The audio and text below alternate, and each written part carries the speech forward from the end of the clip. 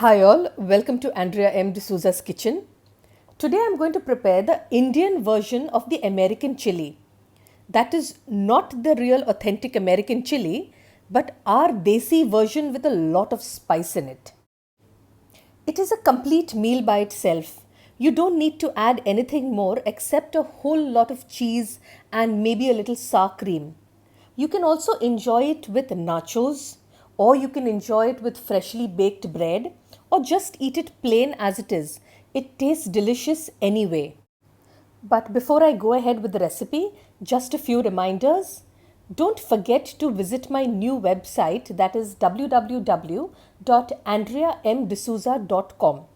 Now, on this website, you're going to find all my recipes, including the material from the other two channels that I have started. I have started a channel for English, that is teaching English as well as learning English, as well a third channel that I have started where I share sleep stories with you. Stories to help you fall into a deep, relaxing, and peaceful sleep. So don't forget to visit my website and remember to like, subscribe, as well as share it with your friends, your family, and your loved ones.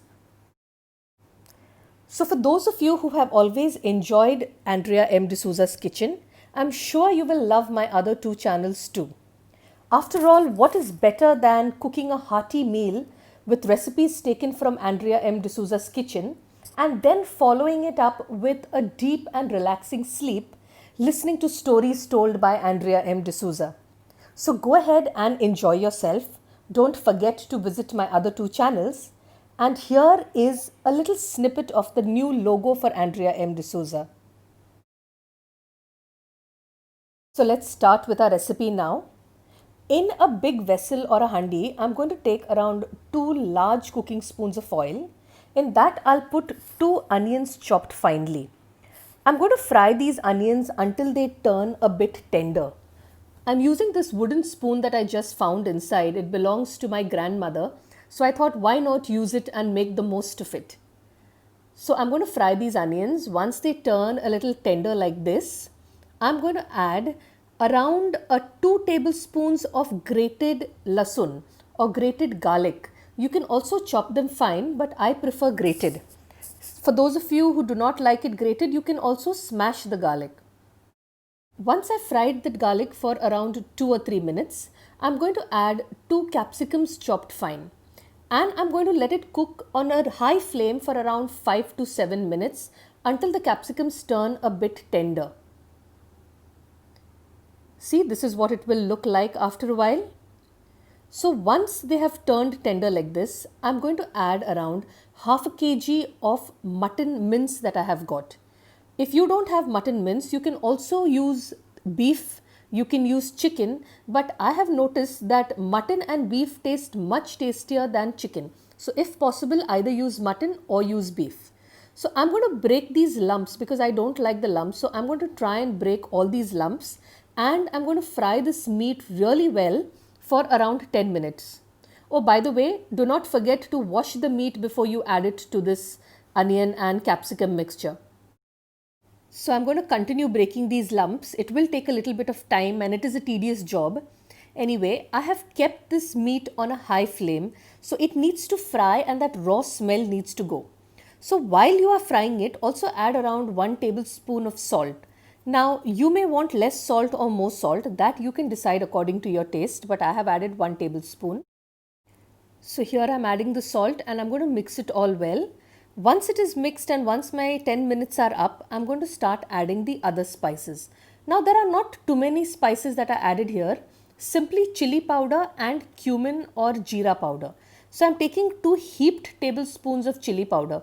If you want more, you can add more. If you want less, it is your choice.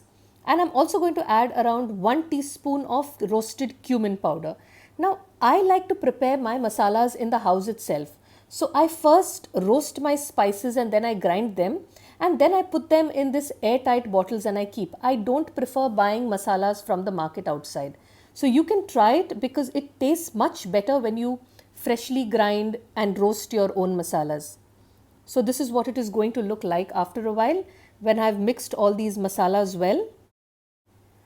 I'm now going to add 2 large tomatoes which I have chopped, and I'm also going to add kidney beans or rajma that I had soaked for around 8 hours. Initially when I had soaked them, I had soaked around 3/4 of a cup. But after being in water for so long, they have become this size and they have increased in quantity. So now I'm going to mix it all well. There is another option where you can also add corn. Corn is not necessary, it is optional. Even without corn, it will taste good. But since my family likes it, I add corn also. So around another cup of corn that you can add. And make sure that everything is coated with the masala that you have. Doesn't it look good? As though you can eat it right now at this stage itself. But anyway, I'll go ahead and add the water. I'm going to add quite a lot of water, at least equal in amount to all this mixture that we have. The water has to cover it completely and there has to be at least an inch of water above it.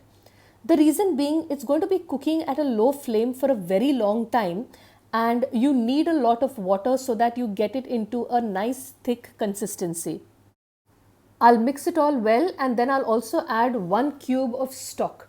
Now if you have fresh stock, then you can use that instead of using water. If you don't have fresh stock, then you can use a cube. 1 is enough.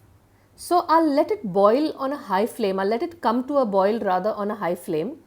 And when I see that it has come to a boil, I'll give it a stir and I'll lower the flame completely and close it and cover it and keep it aside. As I said earlier, this has to be cooking for a very long time. And for those of you who have followed my recipes on Andrea M. D'Souza's Kitchen, you also know that whenever I cook meat, I like to cook it on a low flame rather than on a high flame and on a cooker. So same with this right now. I'll let it keep on cooking for an hour. Occasionally in between, I will open and stir it so that it mixes well and it doesn't fall out. So let it cook for an hour on a low flame. This is what it will look like after an hour. Doesn't look too appetizing, but yes, it does have a long way to go and a long time to cook. So now I'm going to add tomato puree around 1 cup. You can add more if you like. Add around 1 1/4 or 1 1/2 teaspoon of sugar and around 1 teaspoon of coarsely ground pepper powder.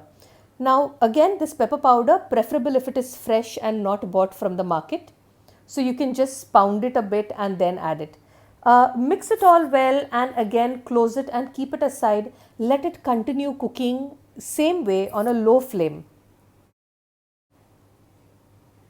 Okay, now this is what it will look like at the end of 3 hours. So after the first stir, after you have put the tomato puree, you have let it cook again for another 2 hours. So at the end of 3 hours, this is what it will look like. I'm now going to add around half a cup of white wine. Again, white wine is not optional. If you have it at home, you can use it. If you don't have it at home, you can do without it. So I'm going to add that and I'm going to mix it and I'm going to cover it again and let it continue cooking for yet another 1 hour on a very low flame. Now this is what it looks like approximately after 3.5 hours. That is the total 3.5 hours of cooking.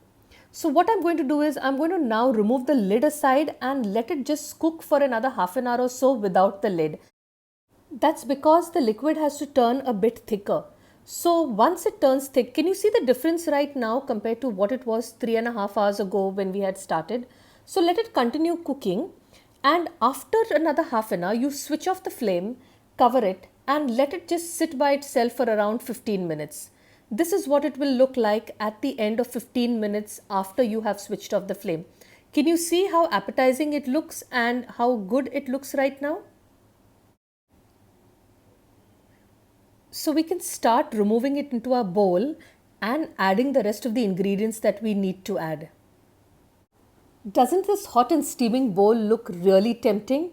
Well, to that I'm going to add around 1.5 teaspoon of sour cream and cheese according to how much you want. Now you can decide whether you want more or less cheese or you want more or less sour cream. But I'd suggest that do add at least a little bit. Do not do away with it completely. Okay, so now I'm going to leave you and I'm going to go ahead to eat this hot bowl of chili before it gets cold. And do not forget to write to me and let me know how you tried it. I'm waiting for your phone calls, your SMSs, your WhatsApp messages, the photographs of the food you cook. And yes, do not forget to visit my new website www.andreamdesouza.com, and do not forget to visit my other two channels either. And do leave me messages about the kind of recipes that you would like me to post in future, the kind of sleep stories that you would like me to share, and also if you'd like some tips and help for the English language, let me know what exactly you're looking for and I can make videos for you. Have a great day ahead and enjoy your chili.